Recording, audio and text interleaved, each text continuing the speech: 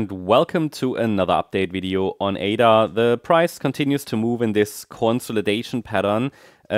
Yeah, we're still dealing with I don't even want to call it a rally, small corrective rally, maybe from the weekend low. I mean, only Saturday, Sunday, we talked about this pattern and I repeated that, well, we're likely going to enter the new week with some consolidation. Over the weekend, you don't normally expect too much to happen, but as you can see, we are still printing here lower highs and lower lows. And to get out of this sequence of lower lows and lower highs, the market needs to break above resistance, break above the last high, which formed here around 73.5 cents. And yeah, give us 5 waves up, because only the 5-wave pattern is a series of higher highs, higher lows. I described that in yesterday's video as well in detail, so check it out if you're interested. But the overall message is here that the wave count doesn't need to change, and also the scenarios don't need to change, the levels don't need to change. Pretty much not much happened over the weekend, just some consolidation here. The resistance area remains between 66 cents and 70.6 cents, which is the standard Fibonacci resistance area for a white wave B there.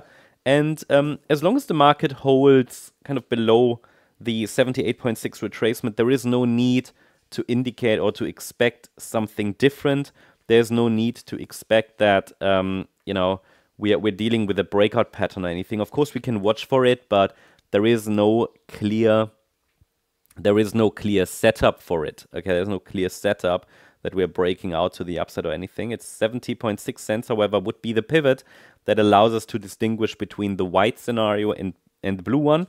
Both possible at the moment, right? So both are scenarios I am tracking right now. In the white count, we're currently just moving up in an ABC structure and could test this resistance area. In this area, I'd be watching for reaction.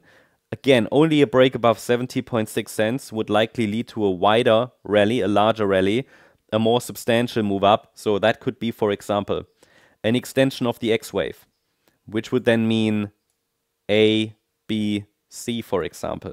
It doesn't really look like it. If I'm looking at the microstructures, it doesn't really look like it, but possible. So that would simply mean that the 3-wave move up that already formed is turning into a larger 3-wave move.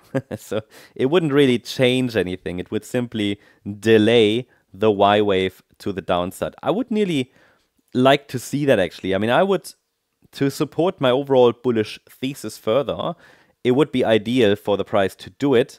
Just unfortunately cannot confirm it until we break above resistance. Why would I want it? Well, because if we see a wider X wave, or you might call it a B wave actually, then there is a better chance that in the next move down, we're going to hold above the critical invalidation point for our bullish scenario at 51 cents. I mean, at the moment, bigger picture-wise, we're simply moving in a range, in something you could call a triangle, probably not finished yet, and the 51 cent level is the invalidation point.